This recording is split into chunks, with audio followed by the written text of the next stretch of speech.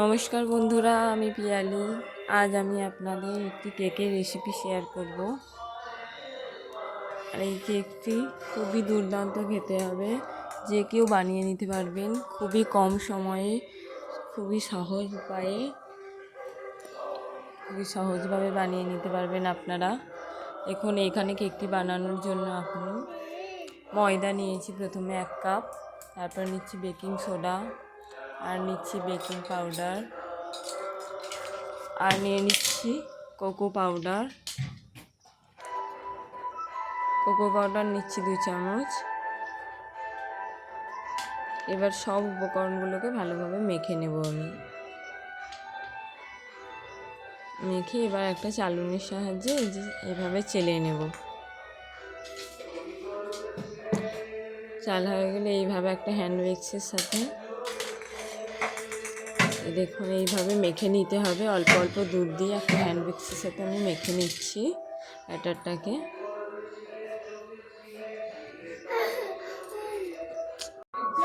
এইভাবে আমি মেখে নিচ্ছি একটা বিটারের সাহায্যে, অল্প অল্প দুধ দিয়ে।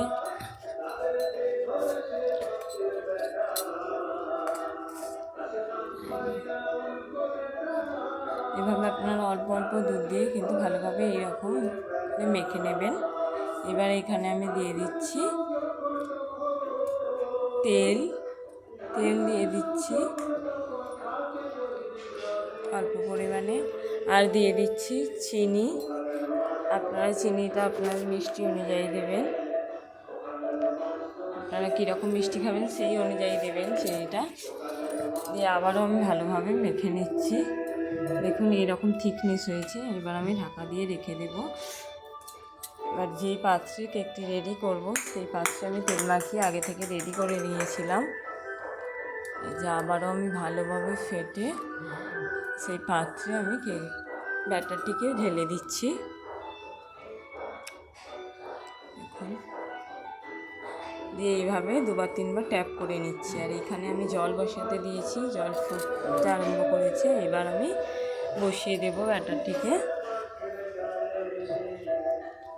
কড়াইয়ের উপরে জল দিয়ে, জল ফুটলে এই ব্যাটারটিকে আপনারা বসিয়ে দিবেন।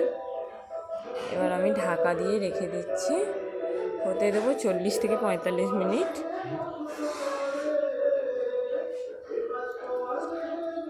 এবার আমি যে চকলেট গানাশটি ব্যবহার করব সেটিও তৈরি করে নিচ্ছি।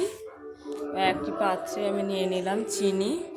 এবার দিয়ে দিচ্ছি 4 চামচ পরিমাণে আমুল দুধ, গুঁড়ো দুধ আপনারা ব্যবহার করবেন। দিয়ে দিচ্ছি, আর দিয়ে দিচ্ছি 2 চামচ পরিমাণ মতো কোকো পাউডার।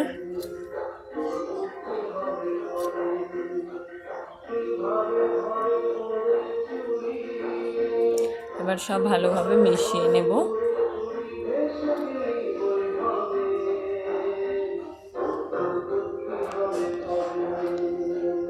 মিশিয়ে নিয়ে এবার অল্প অল্প জল দিয়ে এটিকে একটি ব্যাটার তৈরি করে নেব।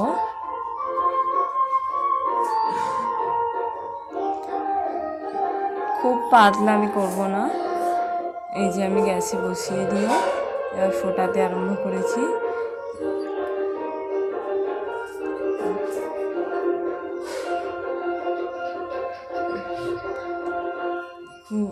আস্তে আস্তে কিন্তু ঘন হয়ে আসছে। এবার এই পর্যায়ে আমি কিন্তু এবার গ্যাসটিকে বন্ধ করে দেবো।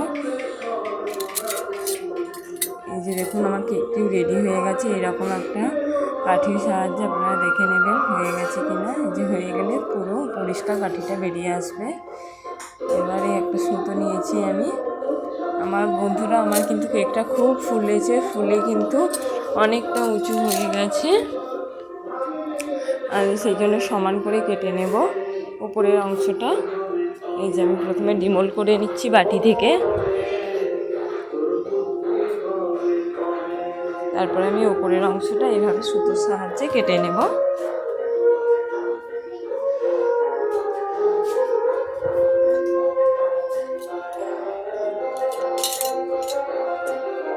এই যে দেখুন কতটা নরম হয়েছে কেকটা। আর কতটা ফুলে উঠেছে আপনারা দেখলেই বুঝতে পারবেন। উপরের অংশটা আমি এইভাবে কেটে বাদ দিয়ে দিচ্ছি।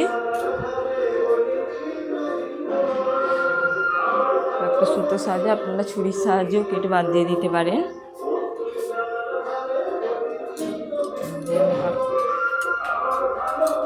আবারও আমি মাঝখান থেকে 2 ভাগ করে নেব কেকটিকে সুতোর সাহায্যে একইভাবে।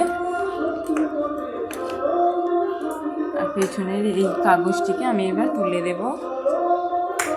আর মাঝখান থেকে দেখুন আমি 2 ভাগ করে নিয়েছি।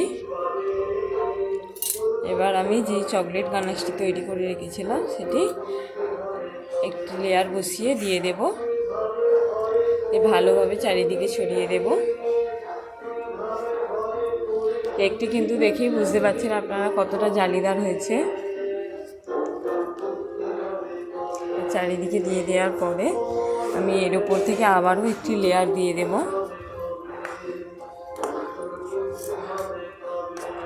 এখন পুরোটাই কিন্তু আমার ভালোভাবে দেওয়া হয়ে গেছে। আবার একটি লেয়ার দিয়ে দেব। দিয়ে দেওয়ার পরে আমি এর উপর থেকে আবারও চকলেট গানাশ যেটি তৈরি করে রেখেছিলাম আবারও দিয়ে দেব।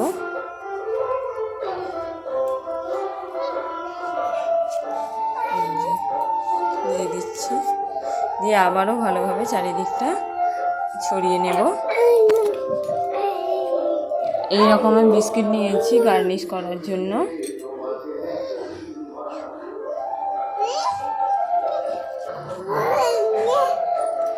এই যে বিস্কিটগুলো ভেঙে এইভাবে আমি কেকটিকে সাজিয়ে নিচ্ছি ওপর থেকে।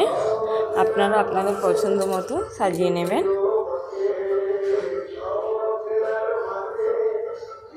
এইভাবে করে আমি সাজিয়ে নিচ্ছি।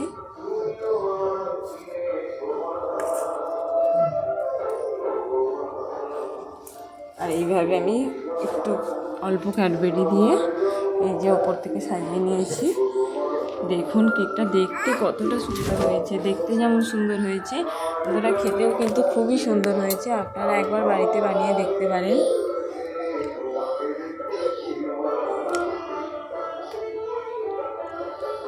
দেখুন আমি আপনাদের কেটেও দেখিয়ে দিচ্ছি। ওরা উপরে চকলেট, ভেতরে চকলেট, খুবই সুন্দর খেতে হয়েছে। এত সুন্দর যেমন দেখতে হয়েছে তেমনই খেতে হয়েছে। আপনারা একবার বাড়িতে বানিয়ে দেখতে পারেন। এই যে দেখুন আমার কাটা হয়ে গেছে, কতটা সুন্দর লাগছে দেখতে।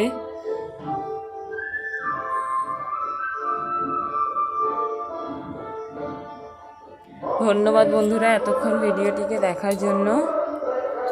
আপনারা সবাই ভালো থাকবেন, সুস্থ থাকবেন, আর আমার চ্যানেলটিকে সাবস্ক্রাইব করবেন যাতে এরকম নতুন নতুন ভিডিও এলে আপনারা প্রথমে দেখতে পান। ধন্যবাদ।